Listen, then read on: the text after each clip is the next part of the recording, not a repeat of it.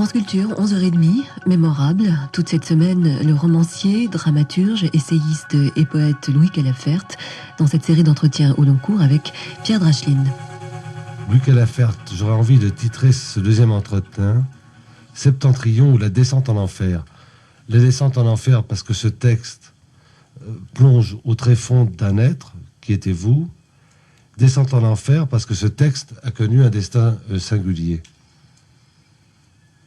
Oui, un destin plus que singulier, un destin un peu maléficié, enfin, si on peut dire ça à propos d'un livre, mais effectivement, j'ai été moi-même assez étonné par le destin qui continue d'ailleurs d'être un destin d'exception. Il vous échappe un petit peu maintenant. Ah oui, complètement. Ah bah oui, 20 ans ont passé, plus de 20 ans. 20 ans ont passé, donc de toute façon... Et pourquoi revenir à Lyon? Ah ben parce que c'était mes attaches comme ça, c'était ma ville, c'était mon terrain connu, c'est tout. Pas d'autre raison, c'est parce que je connaissais. Comment a réagi Julliard là? Quoi, à mon départ? Oui. Il a vu qu'il ferait pas de moi un auteur mondain, quoi. Bon, c'est tout. Mais il en avait d'autres. Il avait la petite Sagan, je veux dire, il mettait dans le mille, là. Je veux dire, ouais, c'est pas. Mais moi, j'étais pas. Puis il avait cette petite gamine, là. Comment elle s'appelait, là, cette gosse qui a disparu, là? Comment ça s'appelait? Comment? Minou Drouet. Pauvre gosse, oui, Minou Drouet. Non, oui, pauvre gosse, non, mais c'est une pauvre. Je veux dire, elle a été. C'est la folie, là. Enfin bon, passons. Là, c'est l'argent avec... Bon, passons. Cela dit, Julliard était un véritable éditeur. Hein. C'était pas... Ah oui. C'était un éditeur qui savait lire et écrire. Qui aimait le livre, qui ne se couchait jamais un seul soir, ça c'est pas bidon, hein, sans lire un manuscrit. Ah non, il connaissait tous ses auteurs, il lisait tous les manuscrits. Hein. Ça c'est vraiment... C'est un éditeur, quoi. Depuis, bon... enfin, lui, c'était un éditeur. Vous arrivez à Lyon, donc, et vous travaillez à la radio. Pas tout de suite, pas tout de suite. Non, il s'est passé quelques années. Après, j'ai eu une vie sentimentale. Et vous avez commencé quand l'écriture de Septentrion? J'ai mis 5 ans pour l'écrire et il s'est terminé. Écoutez, je peux pas vous dire. Vous l'avez publié en 63. Oui, mais je l'ai publié, il y avait déjà 1 an qu'il était fini. Il y avait déjà 1 an qu'il était terminé. Je l'avais foutu dans un tiroir parce que c'était une entreprise tellement comme ça, chaotique. J'étais perdu là-dedans. Et Julliard attendait ça. Julliard attendait. Je lui avais donné des tas de morceaux à lire. Enfin bon, il était... Il vous répondait sur il était enflammé, mais il était enflammé. Il attendait que je termine ce livre. Il mesurait déjà le risque. Oui, il m'avait dit, on s'en fout, on va au procès, mais c'est bon, enfin là j'ai l'air de me vanter. Mais enfin, non, il trouvait ça très très beau, bon, très très fort et tout ça. Et moi, je n'avais qu'une hâte, en fait, c'était de finir ce livre, de machin, et puis j'étais complètement bouffé et pris. Et puis un jour, j'ai eu le sentiment, je pouvais plus écrire, c'était fini, quoi, c'était terminé. Et j'ai dit, c'est de la merde, j'ai foutu ça dans un tiroir, il y est resté 1 an. Et un matin, ma femme est témoin, je veux dire, un matin, on habitait à la campagne, j'ai ressorti ce truc et j'ai regardé, je dis, putain, mais il est fini. Et je le descends et je lui dis, mais mon livre est fini. Et on ouvre la radio et on apprend que Julliard venait de mourir dans la nuit. Ah putain, c'était un truc, ça, il y a des signes hein, comme ça. C'est vraiment des trucs. Déjà, le livre partait mal. C'était. Oui, mais c'est un mauvais accouché. C'est peut-être un livre qui est mal parti, mais c'est un livre qui a une légende. Oui. C'est un des rares livres de littérature contemporaine que les gens s'échangent comme un secret. C'est-à-dire qu'on se murmure, il faut lire ça. Ah bon. On se le repasse un peu, mais on le prête difficilement d'ailleurs, parce qu'on a toujours peur de ne pas le voir revenir. Vous êtes gentil. Et c'est un livre qui commence par une phrase superbe. Au commencement était le sexe. Bon. Alors, référence à la Bible? Oui, bien sûr, forcément, oui. Une espèce de dénaturation, là. Oui. Et c'est une descente aux enfers aussi, ce livre. Pour moi, pas tellement. Ça a été plutôt ça a été très pénible. Hein. L'écriture a été pénible parce que d'abord, elle s'est prolongée pendant 5 ans. Ça, jamais je referai un truc comme ça. Parce que traîner un livre 5 ans, c'est bon. C'est un monstre qui a failli vous dévorer. Oui, c'est bouffant. Mais en même temps, c'est très curieux. Moi, je garde un bon souvenir parce que pendant que je l'écrivais, je sais qu'il y a eu des périodes effrayantes, mais il m'est resté, en fait, ce livre m'a nourri. C'est à cette époque, dans cette tranche où j'ai lu énormément, où j'ai appris énormément de choses, je veux dire, où j'ai découvert des tas d'univers comme ça intellectuels que je connaissais pas du tout, et ce livre m'a enrichi, m'a nourri en même temps, mais je sais que, je veux dire, pendant que j'écrivais, c'était pas marrant tous les jours, quoi, mais enfin... Et là, en même temps, je travaillais, effectivement, je faisais de la radio pour gagner ma vie. Enfin, Il y a d'ailleurs dans Septentrion un passage superbe sur la lecture qui a été repris, en affiche par les éditions de Noël sur la nécessité de lire. La nécessité absolue de lire, oui, parce que c'est la connaissance, c'est la vie. Point terminé, c'est tout. Si on n'a pas ça dans la tête, je veux dire, on est foutu. D'une manière comme de l'autre, on est foutu. Et ça, c'est une chose que personne n'enseigne, je veux dire, parce que moins il y a de connaissances, plus on peut vous étouffer, quoi. Non, la connaissance, c'est la vie. Alors, le fait de lire, en fait, la connaissance s'acquiert, qu'on le veuille ou non. Je veux dire, jusqu'à maintenant, il y a quand même qu'un moyen, c'est quand même le livre, parce que le reste, l'image, je veux bien, enfin, l'image, ça passe. Mais c'était une boulimie. Une boulimie, mais c'est une boulimie qui m'est restée jusqu'à maintenant. Je suis un peu moins lecteur, je suis un peu moins boulime, mais oui, c'est une boulimie qui m'est restée. Le besoin de connaître, de me fortifier, oui. Alors ce rapport à la femme, ce mélange de fascination et de répulsion, qui est dans Septentrion. Ben oui, nous y voilà. Est-ce qu'il n'a pas débuté justement dans cette usine de piles? Oui, enfin, je sais pas, ça c'est lié. Non, je crois que c'est lié à mon tempérament. Enfin cela dit, c'est vrai que la promiscuité qui était celle de l'usine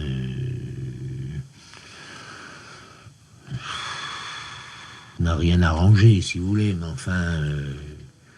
Mais qu'est-ce que vous voulez me faire dire, là? C'est quoi, là? Non, parce que vous avez dit dans un entretien avec Patrick Amine que les guerres créent un climat typique où la femme devient le baromètre des secousses publiques. Absolument. Ça, c'est une chose que j'ai observée tout au long de ma vie. Les modes féminines, par exemple, les modes vestimentaires féminines sont tout à fait significatives. Et quand je vois actuellement toute cette jeunesse en deuil, je veux dire, c'est significatif. Il y a quelque chose quelque part. Qu'est-ce que je sais pas? Moi, je suis pas sociologue. Je suis pas. Puis les sociologues sont des cons. De toute façon, ils comprennent rien. C'est pas ça le problème. Il se passe quelque chose. Alors, est-ce que c'est quelque chose qui aboutit à quelque chose? Type 68. Le port de la mini-jupe est arrivé fin 66, début 67. Il y a eu cette espèce d'explosion comme ça que tout le monde a pris, et moi le premier, je veux dire, pour une espèce de gentil, comment dirais-je, enfin, c'est un peu le 18e, tu vois. C'était pas du tout ça. Il flottait dans l'air quelque chose de révolutionnaire, quelque chose de ras-le-bol, machin, un truc explosif. Je pense que la femme catalyse collectivement, sans le savoir. Elle catalyse des forces qui sont... Alors, où on les voit aboutir rapidement, comme ça a été le cas en 68, je veux dire, dans l'année qui s'est écoulée, boum, boum, boum, où on ne le voit pas, et est-ce que c'est comment des trajectoires à très longue échéance? Mais je pense que la femme, effectivement, par son aspect, par son côté lunaire, enfin bon, est absorbante, par essence absorbante, qu'elle catalyse, et qu'elle est effectivement, c'est ce que j'ai dit, mais c'est vrai, je le pense, je veux dire qu'elle est effectivement un baromètre auquel il faut porter attention. Je veux dire, je pense que les femmes sont importantes dans notre monde, au-delà de ce que nous soupçonnons. Je veux dire, pour moi, c'est bon, voilà. C'est pour ça que vous avez voulu rencontrer Elsa Triolet? Hein? Ah non, pas du tout. Non, pas du tout. Non, c'est Aragon qui a cherché à me connaître et à me séduire à l'époque, mais ça remonte au Calandre, ça. À l'époque où il m'a donné rendez-vous au journal Ce Soir, il y avait un journal communiste qui s'appelait Ce Soir, Et il m'a donné rendez-vous dans les bureaux, c'est là où j'ai connu Pierre Daix, et lui a cherché à me séduire, parce qu'il était très séduisant, il a cherché à me séduire par des manœuvres comme ça, mais alors ça, et il se trouvait qu'il était ce jour-là avec sa femme, je ne l'ai vu que 2 fois, je l'ai revu une fois, mais elle, je ne l'ai vue qu'une fois, mais là, oui, non, mais ça, je veux dire, elle n'était pas hyper féminine, c'est le moins qu'on puisse dire. Il y a quelques très beaux portraits de femmes dans Septentrion. Oui, très beau, enfin, il y a un portrait de il y a un portrait principal, puis d'autres comme ça. D'autres qui s'échelonnent. Oui. Ça vous a pas trop énervé les comparaisons qui ont été faites avec Henri Miller à propos de ce livre? Pas du tout. J'avais une très grande admiration. J'ai toujours. J'avais une très grande admiration pour Miller. Ça n'a pas grand-chose à voir. Non, on a comparé ça. Au moment, on m'a comparé à tout le monde. Alors, on m'a comparé à Céline. Un jour, j'avais fait la liste comme ça. J'étais friand. Kafka, Céline, Miller, je sais plus qui encore. Enfin, il y en avait des paquets, des tonnes. Non, mais ça, c'est le besoin de comparaison.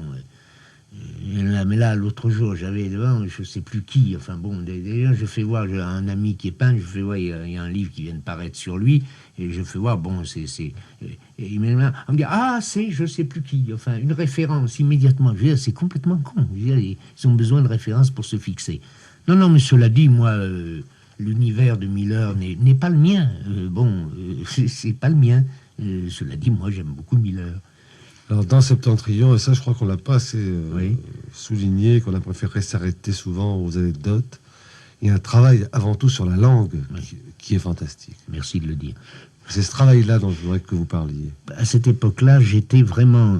j'avais cette boulimie de lecture, je découvrais des tas de choses, et vraiment, les mots, pour moi, ont été vraiment un truc... Il faut dire une chose, c'est qu'il faut revenir un petit peu comme ça, parce que je veux dire, mes origines ont fait que je n'avais pas à ma disposition de vocabulaire très étendu.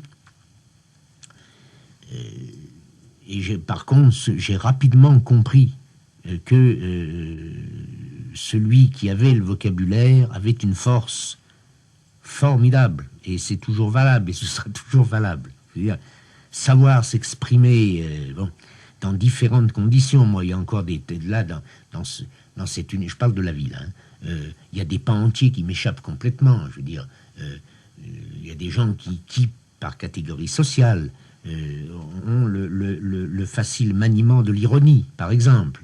C'est une force mais considérable. Je veux dire, on vous tue d'un mot, quoi. Mais c'est vrai, c'est vrai. Moi, c'est une chose à laquelle je n'ai pas accès. Je n'aurai jamais accès, parce que, là, il y a toute une formation. Je pense même qu'il y a des hérédités, là. Une espèce de... Pas des hérédités, mais une espèce de continuité sociale qui fait que, Alors, c'est vrai que dans ce livre,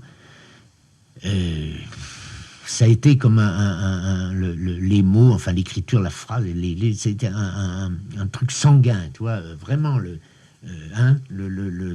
lâcher comme ça, comme un flot sanguin.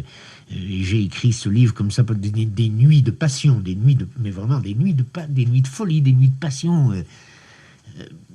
C'était porté là, avec resserré comme ça dans un coin.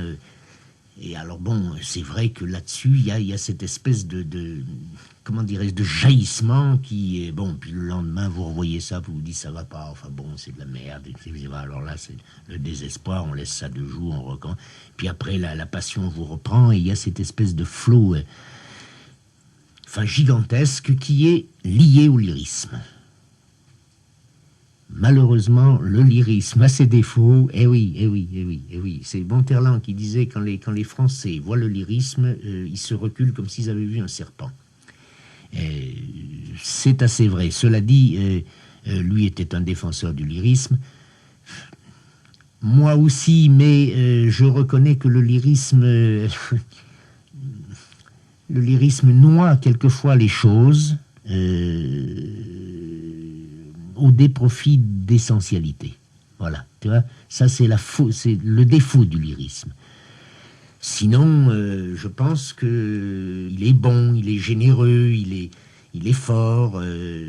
Mais pourtant, on a l'impression, en lisant Septentrion, que c'est une hémorragie contrôlée, que vous avez un garrot, puis de temps en temps, vous resserrez. Non, c'est pas contrôlé. Non, c'était des bouffées. C'est vraiment une suite de bouffées, là, tout au long. Je vous dis, ça a quand même duré 5 ans, je veux dire. Non, dans les nuits, comme ça, je n'écrivais que la nuit, parce que la journée, je faisais de la radio, donc bon. Non, toutes les nuits étaient comme ça. Non, c'était des...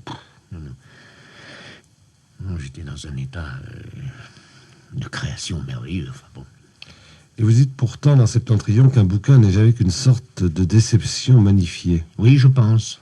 Je pense, mais tous, hein.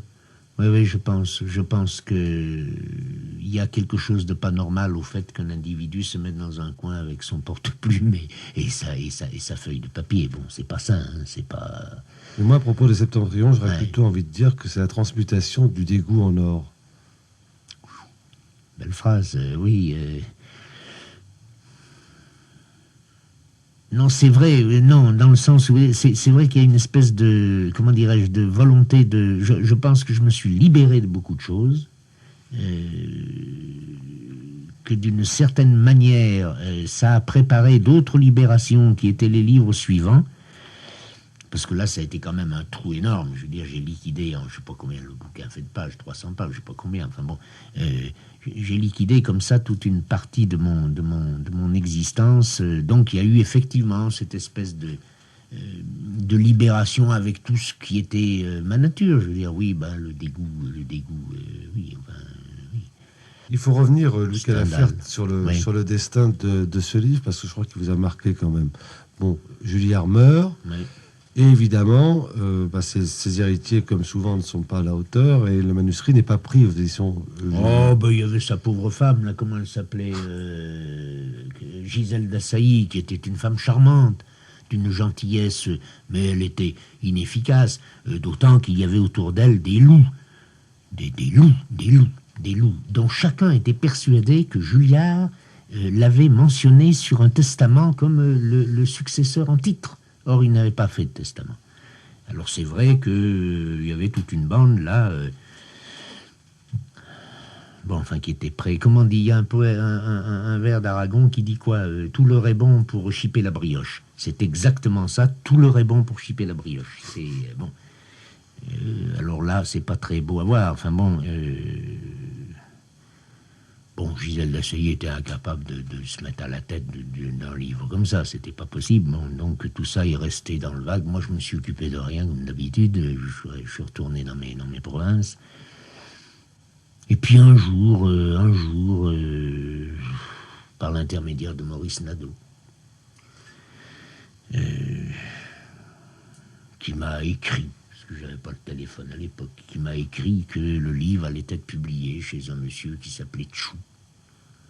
Ça s'appelait quoi le livre quoi, Le Cercle du Livre Précieux. Le Cercle du Livre Précieux. Qui était déjà un peu un ghetto où on publiait que des textes dits libertins. Oui, enfin moi j'ai jamais vu cet homme, mais le livre s'est publié. Il a été immédiatement interdit par le ministère de la Santé d'abord, parce qu'il y a eu des plaintes, et puis après par le ministère de l'Intérieur, ce qui fait qu'avec les deux interdictions, et aucun journaliste, sauf Robert Canters, n'a eu le courage, parce que dans le journalisme, le courage, c'est pas ce qu'il est, n'a eu le courage de faire un article malgré la censure. Je veux dire, moi, il me semble que, tant pis, qu'est-ce qu'ils allaient pas leur...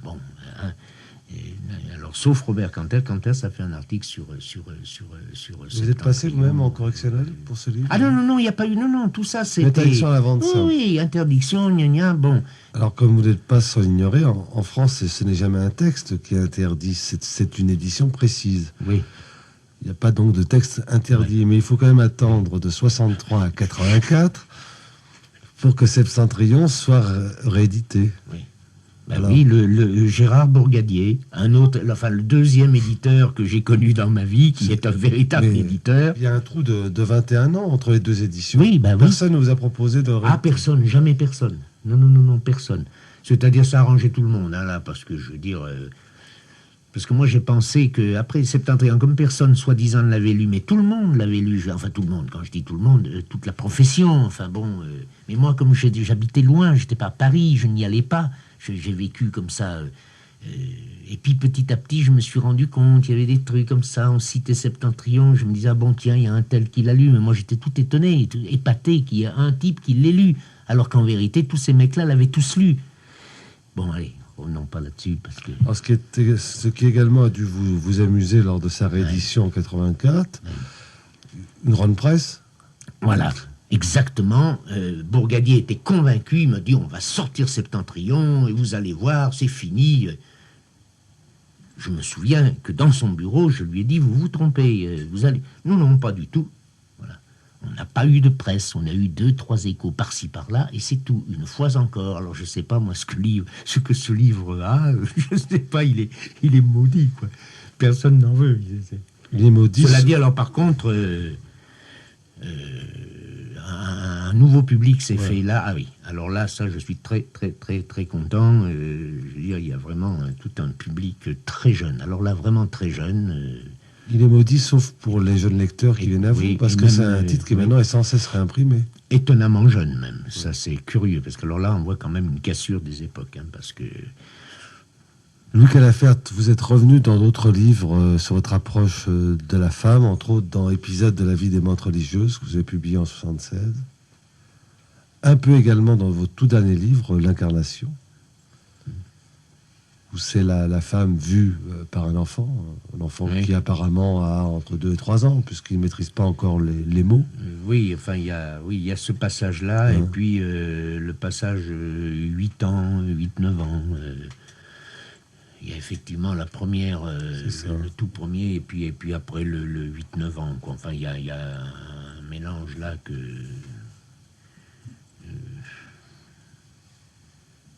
qui est en fait le... C'est-à-dire ce livre, L'Incarnation, là, c'est un livre... Je traînais ça depuis très longtemps. Hein. Quand je dis très longtemps, ça veut dire, je sais pas, 15 ans. Hein, bon. Sans penser que je l'écrirais, mais... c'était quelque chose dont je me disais que, bon, c'était dommage qu'il ne soit pas écrit. Enfin bon. Après nos discussions avec l'éditeur, là, m'ont incité à écrire. Il y avait un élément technique dedans qui ne se présentait pas. C'est-à-dire que si je restais à la répétitivité des sensations d'enfance, je veux dire, cette répétitivité devenait lassante et finalement peu significative pour moi. Hein. Et un soir, j'ai pensé, parce que je pensais, bon, évidemment, penser à ce livre tous les jours, enfin bon, comme ça, mais sans pouvoir. Et puis un soir, j'ai réalisé, j'ai compris ce à quoi je n'avais jamais pensé de ma vie. J'ai compris, j'ai vu, j'ai fait le rapport entre le fait que certaines des situations, disons corporelles, enfin bon, de ma vie d'adulte, étaient en rapport direct avec ces moments d'enfance. Bon, et à partir de là, le livre était fait, parce que bon, il y avait effectivement cette ouverture sur le monde extérieur, enfin, qui n'est plus le monde de l'enfance et qui est néanmoins lié dans ma vie. Mais ça, j'avais jamais compris. Ça, je n'avais jamais pensé, à vrai dire. Alors quand j'ai eu ça, je veux dire, le livre était fait, quoi. Et c'est vrai que la femme tient un rôle, mais enfin un rôle. Là, dans ce livre... Des très belles choses sur les prostituées. Oui. Très belle déclaration d'amour. Oui. Ah bon? Ah oui. C'est un livre très, très tendre, de toute façon. Oui. Sauf dans les parties où c'est la guerre ouverte entre l'enfant et le monde des adultes. Oui, là c'est... Mais c'est même pas le monde de... Cette chienne est... Mina, ma belle. Voilà. Je m'excuse, mais bon... Comme ça, on a fait... Mina! Oui, on en était là. Oui, non, le monde des adultes. Non, c'est pas le monde des adultes. Hein. C'est le monde... Oui, c'est ça, le petit monde des adultes qui était autour de moi. Hein. Qui était d'ailleurs, en fait, limité. Dans la réalité, c'était vraiment assez limité, parce que c'était un milieu... Bon, on peut pas l'asphyxier ou quelque chose, non. Donc cet univers tourne autour d'un monde très clos, très restreint. Mais là aussi, moi, j'en ai pas fait état, si vous voulez, mais c'est assez singulier que le reste de ma vie soit aussi dans un univers très restreint. Je suis un homme de la retraite, de très très peu de relations. Je veux dire, j'ai eu 3 amis dans ma vie, dont un est mort, c'est récemment. Enfin bon, je veux dire, je ne suis pas. Non, mais ça c'est singulier. On aurait pu incorporer ça aussi au lit, vous voyez, ça c'est. Mais enfin bon, là après, je pense que ça va. Il y a une scène superbe dans l'incarnation où le petit garçon avec son chi, qui est son morceau de chiffon, accompagné d'une petite fille, regarde d'une fenêtre de l'escalier une boucherie. Ah oui, oui, ça se passe. Et le regard de ces 2 enfants sur la boucherie, c'est le regard sur le monde des adultes. Sur le monde des adultes, oui. Sur la réalité, d'une réalité qu'on ignore. Donc de la barbade, du sang. Oui. Une réalité qu'on ignore quand on est gosse, quoi. Enfin bon, dont on prend conscience. Dont on prend conscience très mal, d'ailleurs, enfin moi en tout cas, je veux dire, très mal, je veux dire, très difficilement. On fait pas le rapport entre le meurtre, le monde du sang et les animaux qu'on voit. Oui, ça c'est. Et une fois de plus, ce qui domine dans un de vos textes, c'est la solitude. Cette chape de solitude sur les épaules. Oui. Oui, mais c'est lié, là aussi, je veux dire, c'est lié à mon tempérament. Je veux dire, je suis par essence, par nature, quelqu'un de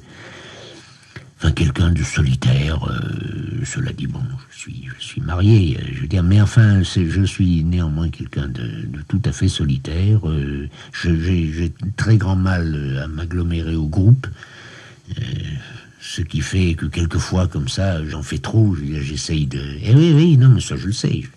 J'essaye de séduire, enfin, oui, alors qu'au fond de moi, je n'en ai pas du tout envie.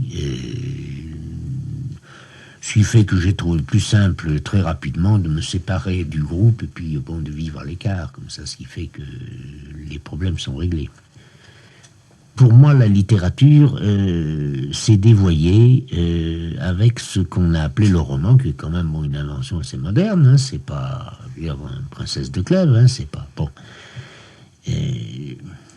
Et puis elle n'a fait que décroître et sans les dire. Bon, je pense, je me trompe peut-être, hein, mais je pense que la télévision, par exemple, va avoir un rôle magnifique à jouer pour la littérature parce que elle va remplacer toutes ces avec les feuilletons et tout ça. Elle va fournir au public sa dose de rêverie, sa dose de fiction, sa dose au niveau 0 ou 1,5, bon, et que la littérature reprendra sa fonction spécifique qui est intraduisible autrement que par la littérature est faite pour ce qui est intraduisible autrement que par les mots.